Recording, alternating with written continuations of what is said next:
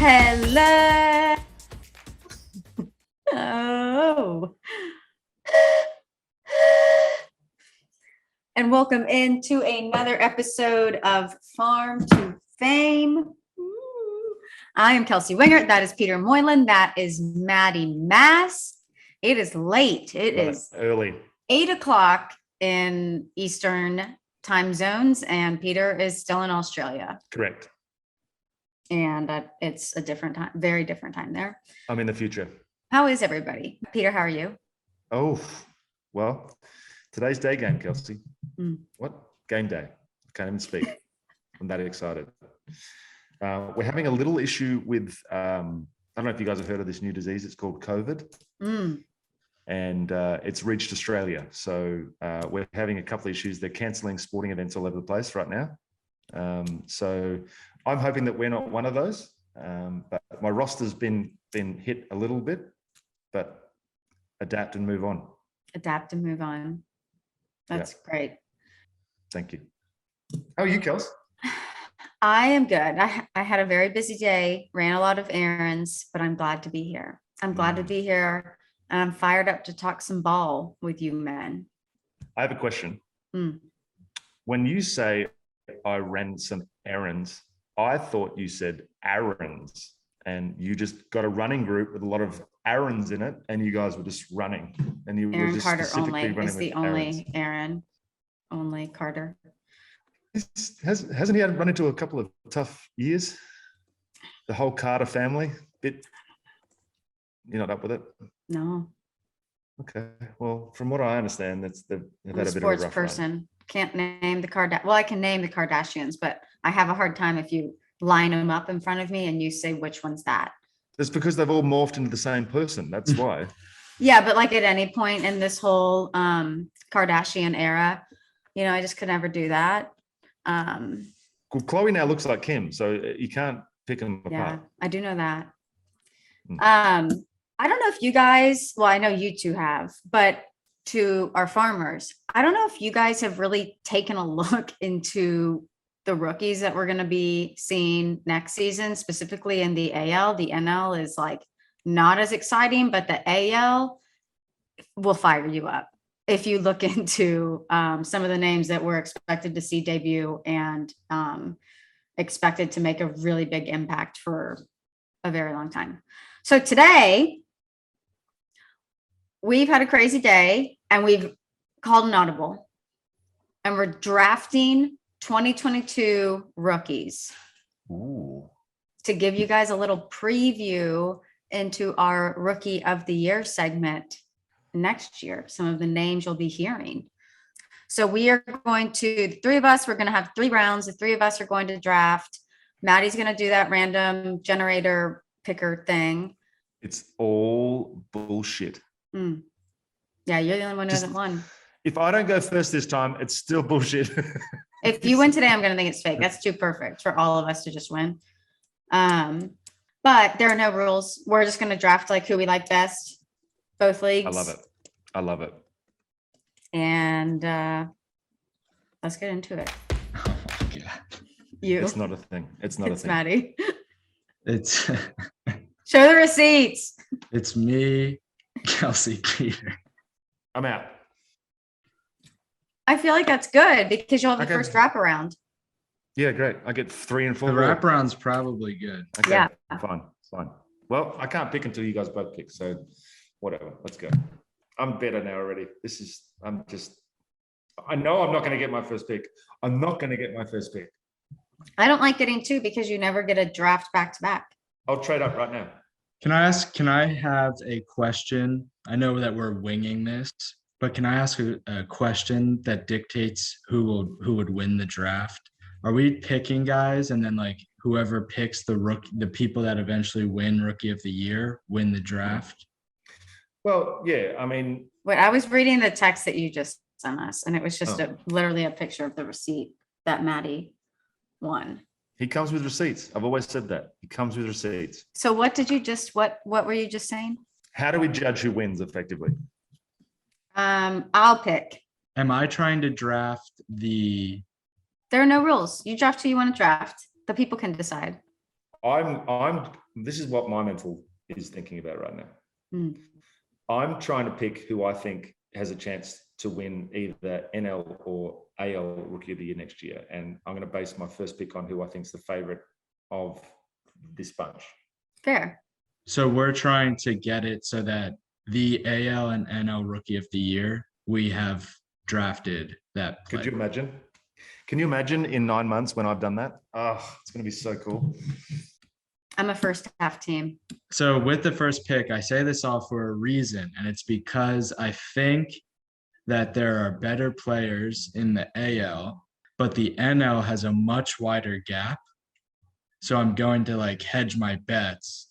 So give me O'Neal Cruz for the NL Rookie of the Year. Very tall. Yes. For those that do not know, that is the 6'7" shortstop who's on the Pittsburgh Pirates. It's almost impossible to be 6'7" and be as smooth as that guy looks when he's fielding a ground ball. He went on the roller coaster. How do I know that? Because I'm 6'4" and I still, what? He went on a roller coaster. A quick reminder, he's the guy that in AAA would just crush homers into the roller coaster, as Kelsey's referring to. But then he went on the roller coaster. I never saw this. Oh, I thought he did. Maybe I dreamt it. Probably. I think Peter wanted to ride the roller coaster and catch the home run balls. I definitely know somebody who wrote it. I think it was Cole Freeman because he went to LSU and I know him from college. And I remember distinctly after we had talked about the roller coaster, like immediately after I was looking through stories on Instagram and there were players riding the roller coaster. And now that I'm racking my brain, I feel like it was probably Cole. Riveting stuff from me tonight. So O'Neal Cruz projected 281 average, 3.3 WAR, both the highest of anybody I've looked up. 14 stolen bases, 6'7". That's pretty good. We got some long steps. All right, Kelsey, you're up. Okay. I will take Bobby Witt Jr. I knew. I'm sorry. I was literally like trying to think of somebody else I would take because I knew you probably wanted him. Sorry. You're not sorry. You're not sorry at all. I'm actually like a very nice competitor. Something that I thought was very interesting, and maybe you guys, well, maybe the math will, maybe we're probably going to work our way through this situation right now. So when I was looking up his stats last night, because Maddie had put out this poll and I wanted to vote on who I thought was going to win AL Rookie of the Year. And I like went back and researched the 4 candidates, and I was looking at Bobby Witt Jr. and he had his 2019 season because he was drafted in 2019, second overall by the Royals. So he had his rookie season that year, or rookie ball year, 37 games, he hit 1 home run. Then in 2021, he had 123 games between 2 levels with the 2020 canceled season. And he hit 33 home runs. And I just feel like 1 home run, and he was on a much better power stroke his second year if he only hit 1 home run in 37 games compared to 33 home runs in 123 games. Did he see more power in his second year of pro ball? I just think he got more games in. He was more. Well, yeah, I mean, like, obviously I know there's a big discrepancy in games, but I just still feel like 1 home run in 37 games isn't a lot. Still trying to find himself.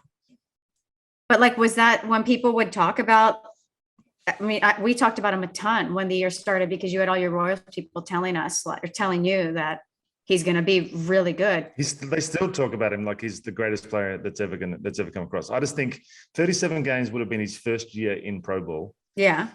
And then he's come back. Was it 19 his first year in pro ball? 19 was his first year. Yeah.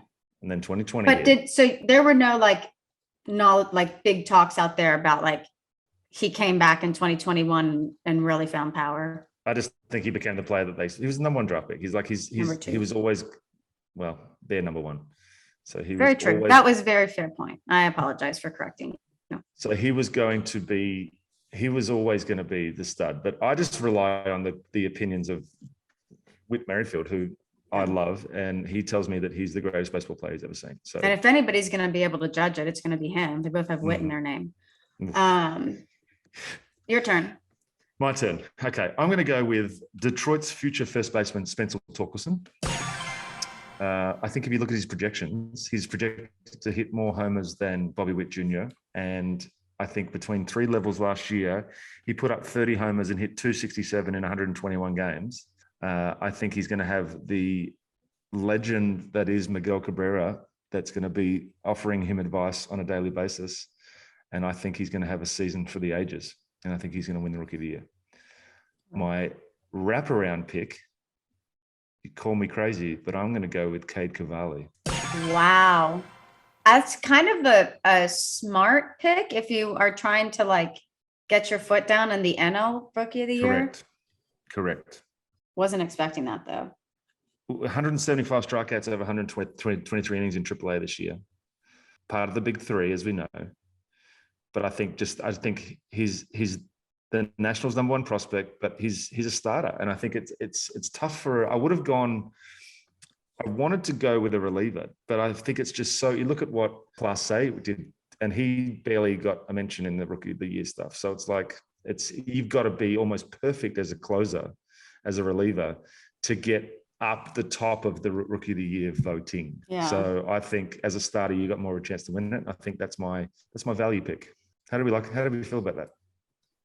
I don't like it because you screwed up my draft strategy, but the pick itself is good. Thank you. I appreciate that. It's nice to be able to admit when someone's done a good job. I can see him having a very similar season to Rogers, something like that. That's what I'm hoping, without the injuries in between and all the crap that came at the end. Yeah, that's what I really think that he can do that. And I mean, the Nationals are going to be in a tough division, obviously, but let's see. So happy with that pick. So I'm a little confused with what I want to do with this pick, but like, I'll talk y'all through my thought process here because it's not like I have a wraparound pick or anything, but like, I feel like Adley Rutschman is like the sexy pick. He's the safe pick. But if you look at his 2022 projected numbers, they think he's going to hit 260, which we'll take obviously at the catcher position, but 15 home runs and 48 RBI. That line isn't sexy to me. 260, 15 home runs, 48 RBI. I mean, that's a good rookie year, but it doesn't like scream Rookie of the Year to me. So then my gut's telling me Julio Rodriguez, but like Maddie pointed this out before we started recording, he is projected to play in 0 games next year, but his ETA is 2022. And I do think that he got hurt last season in the second half of the season. I think he hurt the beginning of the year. I think he missed some games with the wrist injury. The only thing I can say to that is that there's 2 different websites. MLB's website projects him 2022. Fangraph Steamer metric projections have him at 0 games played. So I'm gonna take Adley Rutschman just because he's gonna be there. Like it's the Orioles. I don't mean that in a bad way, but like we're gonna see some young guys. I just want to check one thing first. Here we go. There's a time limit, Maddie. Go ahead. Go ahead. You are on the clock, and you are. The Mariners have so many outfielders. I don't know how many games Julio Rodriguez could play in that outfield. Jake Fraley, Mitch Haniger, Jared Kelenic, Kyle Lewis, Taylor Trammell. And they're going to be good next year. So I might avoid Julio Rodriguez and take Riley Green because I think he would play more games in the Tigers outfield. I also think that he's like the sleeper pick that everybody just assumes Spencer Torkelson is far and away the best prospect that's going to come out of the Tigers organization. But Riley Green did win the Tigers prospect of the year this year over Torkelson. So do with that what you will. But I mean, projected for 25 home runs. I would be shocked if I didn't make a typo on the RBIs. because I wrote 26 RBIs with 25 home runs. Math doesn't really add up there if you think about it.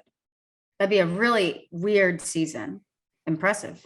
So it was 25 runs, 7 home runs, 26 RBIs. Little bit of typos here and there. Still take them. Still worth it. Yeah. And then with the first pick of the third round, like Peter said, you have to be an absolute shutdown closer, which I think that the Giants do have that in Camilo Doval. He was disgusting, man. I like that. He doesn't seem to have a pulse either. That's not good. Perfect. Well, I think he moves, so he's alive. I know he does have one in there, but the BPMs are very low. So it's a little bit of a cheaty pick because we obviously saw him last year, but last year he struck out almost 34% of the batters he faced, only pitched the 27 innings, so he's still eligible for his Rookie of the Year season. And I think that he's going to be the guy that's taking all of the saves for the Giants.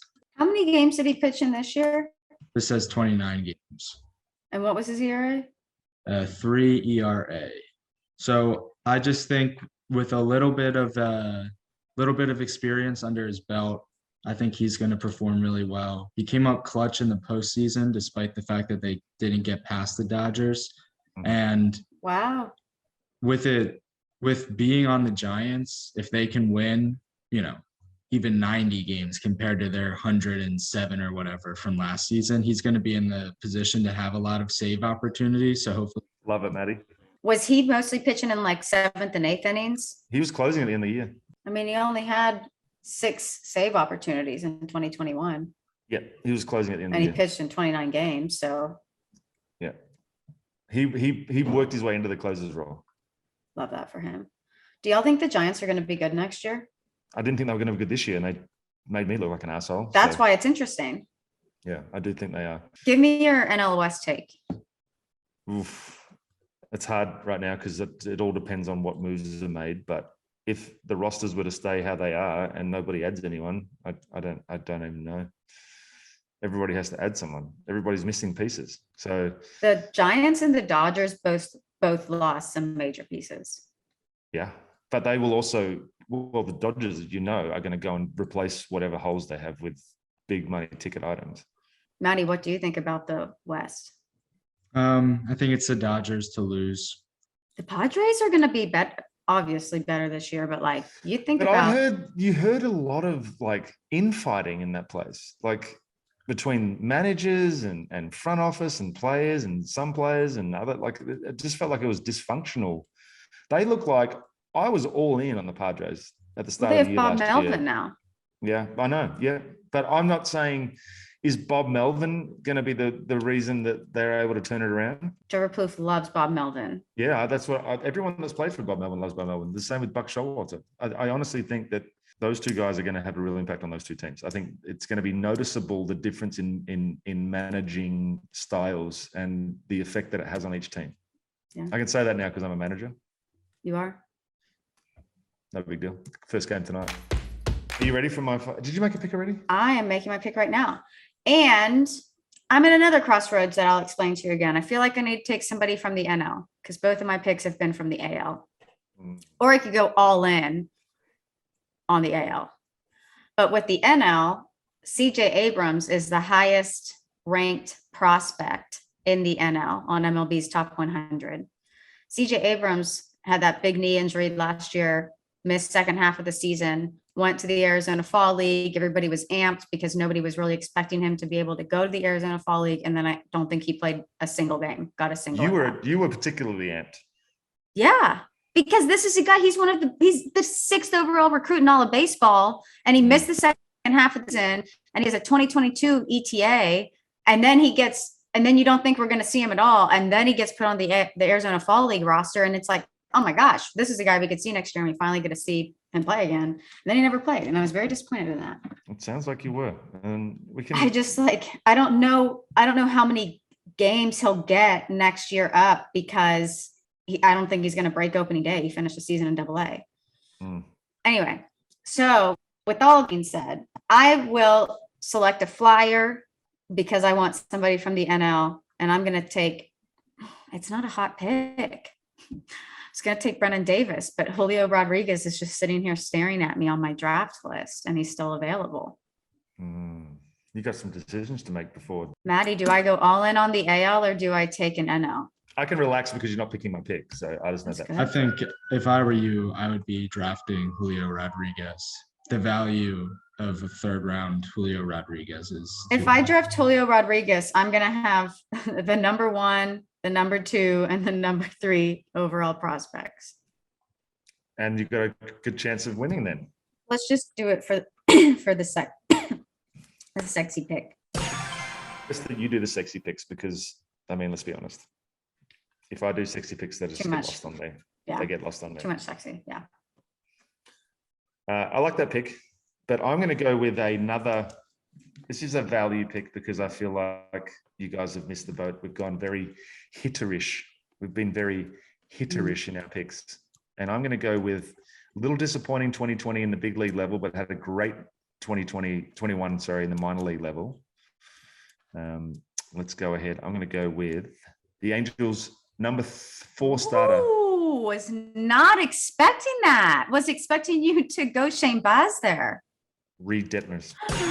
Oh, I kind of like that. Because they need pitching. He's going to get every opportunity to prove himself as a starter this year. And if he gets on a roll early and he can continue for the rest of the season, I think he's going to have a great year. So the thing about Reed Detmers was drafted in 2020. Correct. They were talking about him breaking opening day this year, this past season. They went with Correct. Chris Rodriguez instead. But this was a guy who was drafted in 2020, didn't even play a single minor league game because the 2020 minor league season was canceled. And then they were talking about him breaking opening day. He went to where? Louisville? Where is school?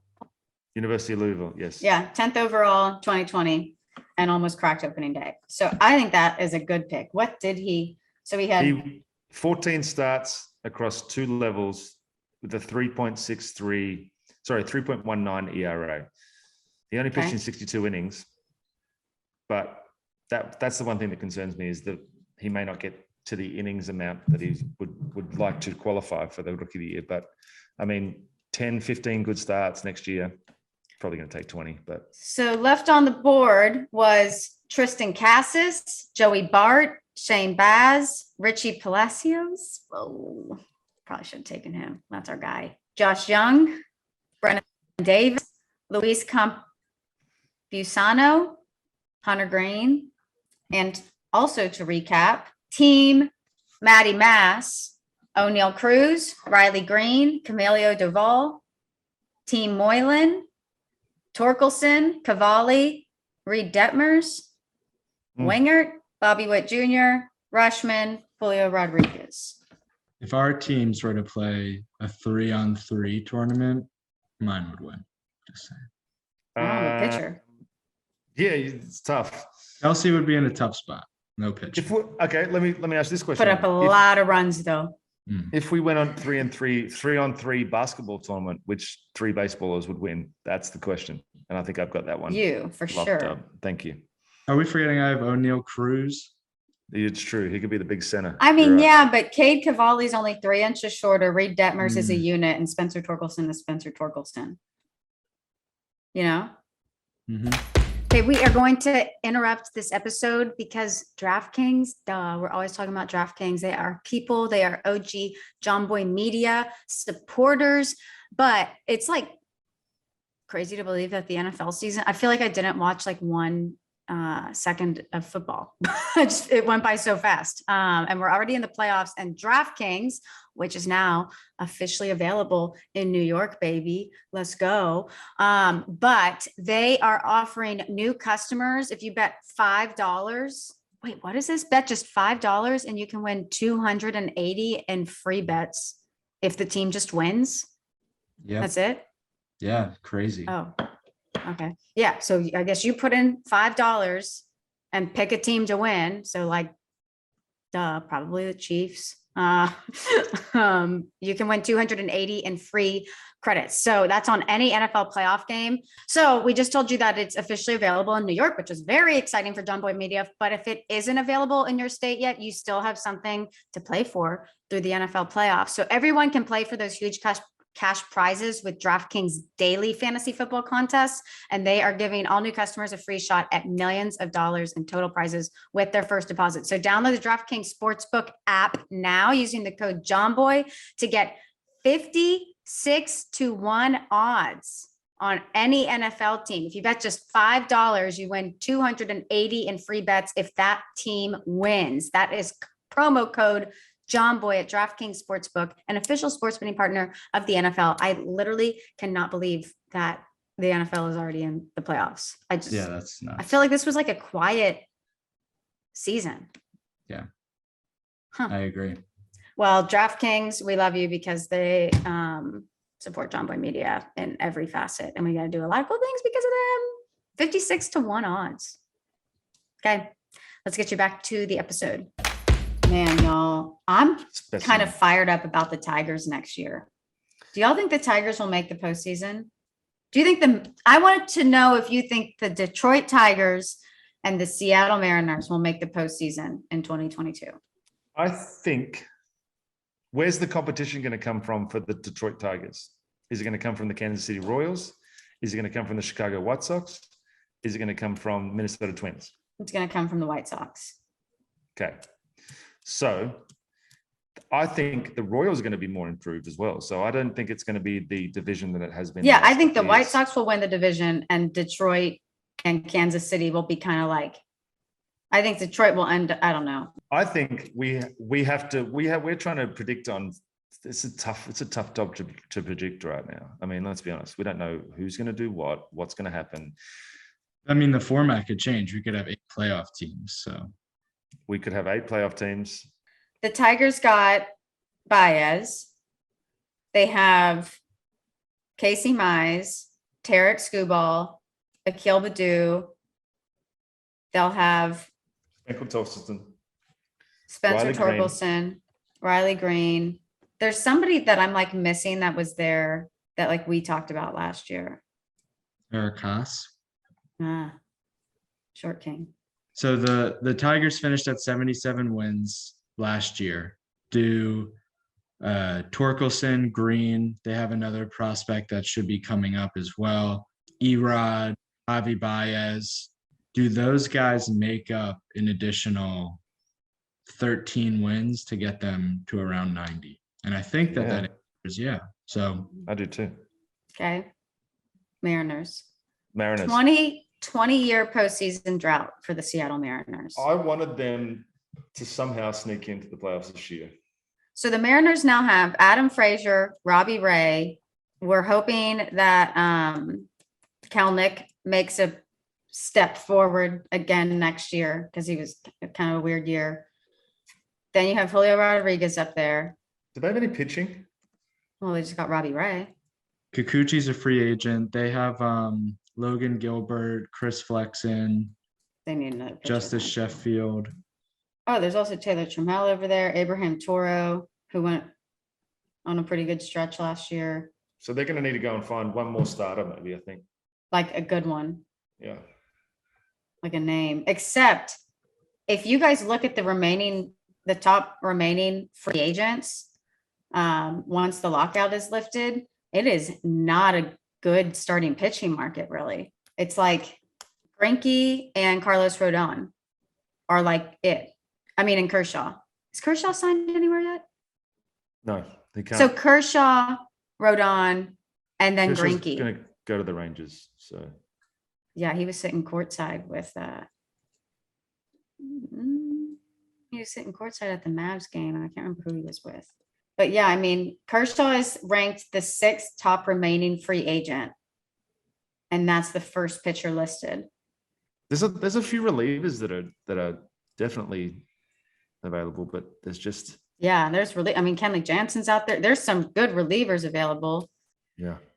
Do you think Mark Melanson will be able to duplicate? Maybe not duplicate, but have a good season next year? I don't see why not. He's done. I mean, he was great for us, and then he went over to San Diego. It was great for them.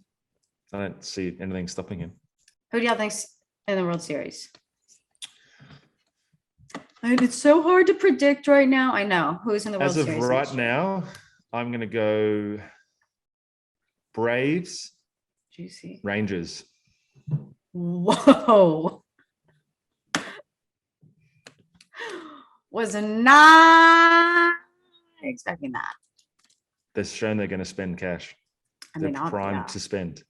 You can turn a franchise around with 5 signings. Are you assuming they get Kershaw? I'm assuming they get a lot. I really want the Blue Jays to be really good next year. Pretty bad. I would love to see the Blue Jays in the World Series. I don't think they'll get there. What's the reason? Because they're young and they're exciting and they're studs. Yeah, and they remind me of, I mean, the Braves are obviously still a very exciting team, but it like reminds me of how excited everybody was when like Acuna and Aussie had just come up, and the lineup was just so much fun to watch. All the games were must-see TV because they all got along so well and were having so much fun.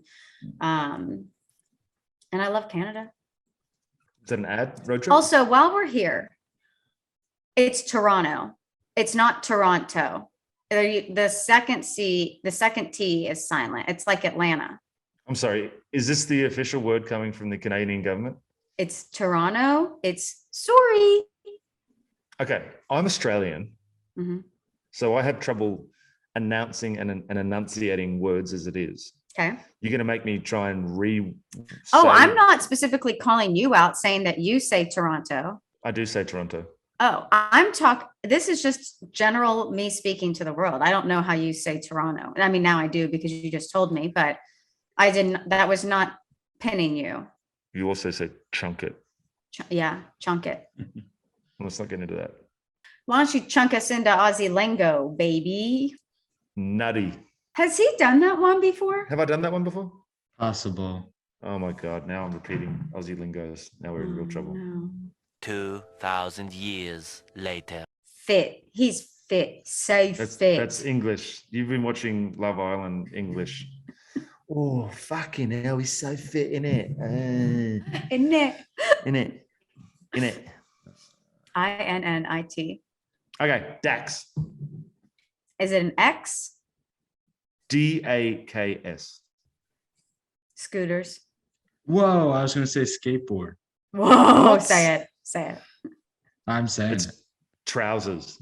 We were so close, Maddie. That's so weird. You can also have an extension of it. So if you're wearing, for instance, sweatpants, which we call over here tracksuit pants, it then becomes tracky dacks. How we feel about that?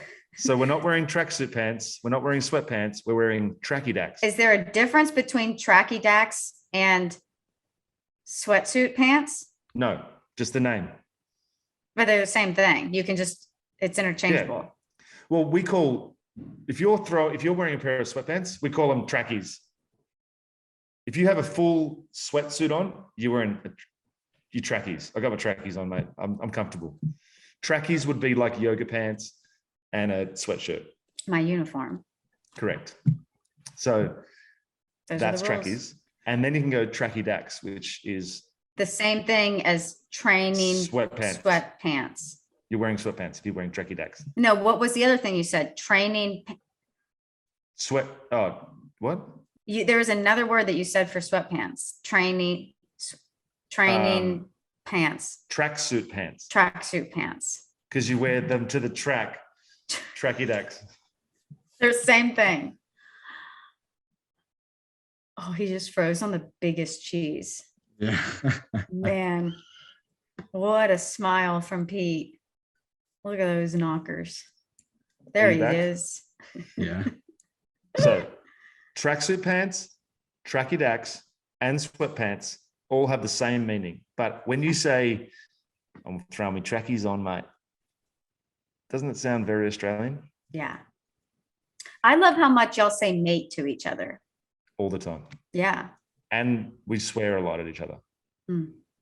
I'm not sure if you picked that up on the phone call you heard earlier, but Yeah. a lot of F-bombs in this country. It's become part of the Sounds part of like a the beautiful landscape. place. It sure is. We have to do one thing before we leave, and it's address a comment Oh, is it a good or a bad comment? Neutral. Okay. PJ Rideout said, so wait, is Akil Badu the king or Jazz Chisholm? Perhaps they are co-kings. They are. Co-kings. They rule together. I was also thinking that we named Akil Badu the prospect king and Jazz was our drip He king. was our drip king, but then the song went into it's time for our king, and the word drip wasn't involved. So we were referring to Jazz Chisholm as our king. So maybe Jazz Chisholm was our king and Akil Badu is our prospect king. Okay. They're both kings is the moral of the story. We are obsessed with them both. Akil Badu can also be bicep king. Yeah. Bicep We're also king. going to add some new kings come the new season. So Kings everywhere. Kings and queens.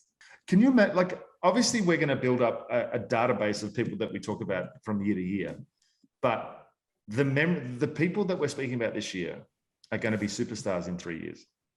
And then I think the three of us, and I've told multiple people this since I started this podcast with you guys, my knowledge of baseball has never been more well-rounded because baseball is such a regionalized sport that I really only knew the NL East. I didn't know anything about the AL. I obviously knew a little bit about the NL West and the NL Central, but the NL East was where my knowledge was. And now I feel like I'm much more well-rounded about the league. And that's just going to get more because we're talking about the guys who are going to be the future stars every single year. Every single year, we're familiarizing ourselves with who's to come. I don't know. I just feel like it's very beneficial for us working in baseball while also working other jobs in baseball. Like I feel confident talking to like any potential employer at anything about like, yeah, I know your team. I know them very well. And I know they're young guys coming up and I know who you currently have. I mean, it's just, but before I couldn't tell you anything about the Mariners or the Tigers, The end. Working in baseball. We get lucky to do it. All right. We love y'all. Peter has a busy day ahead. Maddie has to go to bed. So do I. We love y'all. Farm on, farm often.